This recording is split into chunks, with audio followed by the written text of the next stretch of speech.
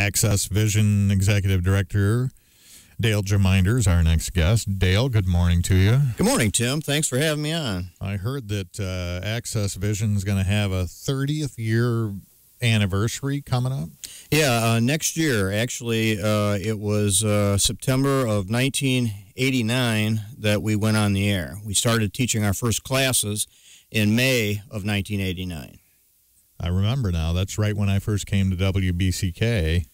And you have been at Access Vision, 29 years tomorrow? Yeah, that's right. 29 years tomorrow I was hired in, and my job was to, Jerry Brown was the first executive director, and he assigned me to creating the space that we would begin airing our programs, housing our equipment, and putting our programs on the air and teaching classes. And so I had roughly about 2 months to get everything together before we started teaching our first classes in May.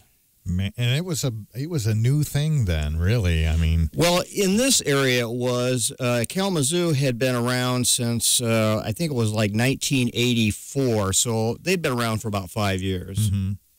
Yeah. So how does Access Vision subsist? Because obviously, it's a non-commercial venture. How is it able to stick around and do what it does for almost 30 years? Well, back in 1987, a committee was formed with Emmett Township, Newton Township, Springfield, and Battle Creek to see how it would create its own nonprofit public access station. They had been hearing rumors around the state about how successful this has been, and that it's based on the First Amendment, and people can videotape anything they want as long as it's non-commercial, put it on the air, tape their government meetings, high school sports, school board meetings, what have you, and put it on the air for the community to consume in their living rooms. And so we were funded then as a result of franchise fees, which municipalities are allowed to collect by the government in lieu of right-of-way. And so instead of cable companies having to pay for every square foot of right-of-way, it's just 5% of gross revenue, and then they share either 50% or 60%, depending on the municipality, with Access Vision of those franchise fees. So that works out good. I mean, if you've got cable, you pay your cable bill. A slight portion of that goes to fund Access Vision. And how many channels? Is that 3? Yes, we have 3 channels. Channel 15 is the local weather, 16 is community programming, and 17 is a combo of schools and government agencies. Mm-hmm. And as far as local programming goes, one of the reasons that we're chatting here today is that you've got classes coming up starting tomorrow, I believe. Yeah, studio production starts tomorrow. It'll be March 6th and 7th from 5:30 to 8 o'clock. Jason Augustine is our projects coordinator, and he teaches all the workshops. Then next week starts camcorder, Tuesday and Wednesday. All our classes are normally on Tuesday and Wednesdays from 5:30 to 8. And then the following week and into the fourth week, editing is 2-night-a-week session, 5:30 to 8. It's digital editing. We use Final Cut Pro 10. And so that's where our classes originate is at Access Vision. You just call and talk to Jason Augustine, and then come down and pay for your class and sign up. Now, how much does it cost for these classes typically?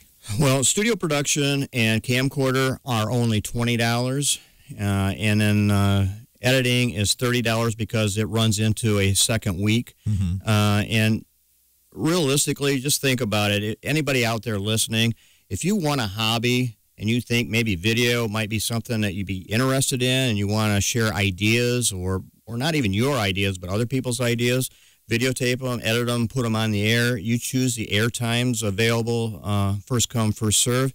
And you go to bowl, and every time you bowl, you have to pay a fee for the lane. You go out and golf, you got to pay a fee to golf.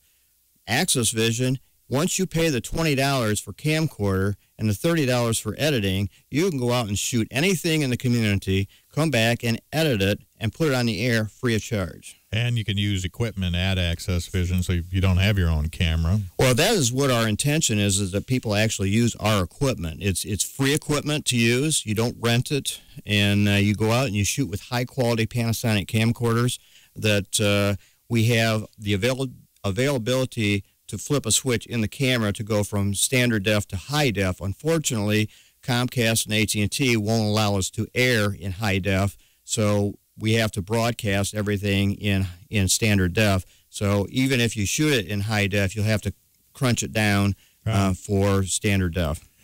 Well, maybe we can get that changed one of these days, but I'm sure it's all technical stuff and bandwidth stuff. But if somebody went down and took the class, are they under obligation to produce programming for Access Vision? No, but that is what our intention is to make sure that as much community events can be taped and put on the air for the rest of the community to listen to and watch in case they didn't have an opportunity to get down there. Like we used to have a group of senior citizens, I think there was 5 of them, that would do the symphony, Battle Creek Symphony, and they did it for about 10 years, and then they got really elderly. They were up into their late 70s and said, we can't carry this equipment anymore. We can't continue to do this. Please find other volunteers to do this for us. And they were talking to the symphony board, and they said, okay, you know, and unfortunately, they were never able to find interested individuals that wanted to spend their hours volunteering to tape the symphony. But that's how you're able to do things in the community is take the classes, volunteer your time, record the events, and put them on the air for other people to enjoy. What are a couple of programs that stick in your mind over your 29 years that were produced that that have aired on Access Vision? Well, Symphony is one of them. That group of volunteers were extremely close and very, very good to work with, and they did fantastic. They've got many awards on our walls, from regional and national awards in public access. But another one that comes to my mind is Dave Eddy's.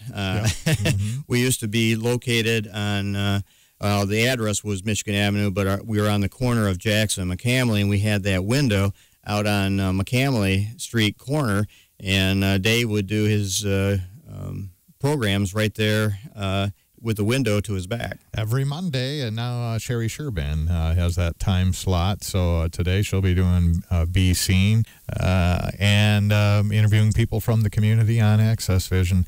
And that's just the tip of the iceberg. There have been so many great programs over the years, and I guess more to come. Just get down there and volunteer. Who knows? You know, it could have a knack for it, and at the very least, you could, put a spotlight on things in our community that need to have a spotlight put on them, and right there at Access Vision, all for just, $20 for one class, $30 for another. Basically, for $50, you can go out and videotape anything in the community with a single camera and come back and edit it and then have it available to put on the air. And also on demand on the website. That's right. Now, studio production takes a little bit more effort. We need at least 3 people so that we can train enough people to run audio, direct, and run camera in the studio. But, how many events actually take place in a studio? If you want to have a talk show like what we're doing now, then that would be something that you could do in a studio. Right. But most events happen outside of Access Vision. Sure, yeah. I've been down to be on Sherry Sherbin's show and Dave Eddy's person-to-person show, and they'll have 3 cameras set up in the studio there, and then a sound technician in there, and a director, and it's like a real TV show. It's pretty cool. Well, we've designed the studio so that one person, if they're good enough, can switch, put the name keys up, and run audio. It's all right there within hand reach. Well, and I remember when Bob Holderbaum had his show, he did everything right there in the control room, so he did a great job. It can be done. And there have been some great community talk shows and things like that. So hopefully people will get involved and come down, because video is a big deal these days. YouTube is the second most searched search engine. People are putting YouTubes up all the time. Television stations employ a lot of people. Well, we have a YouTube channel also, and so any program that is recorded and put on air, if they wish, they can ask us, can you put this up on your YouTube channel as well? And there have been a couple of really great history programs. There's one about Jack Johnson's visits to Battle Creek that I thought was tremendous. And I don't know, it's probably still out there on the YouTube channel. You could probably find it. Dale, we're out of time, but thanks again for dropping by from Access Vision. The class starts tomorrow, so give them a call down there today.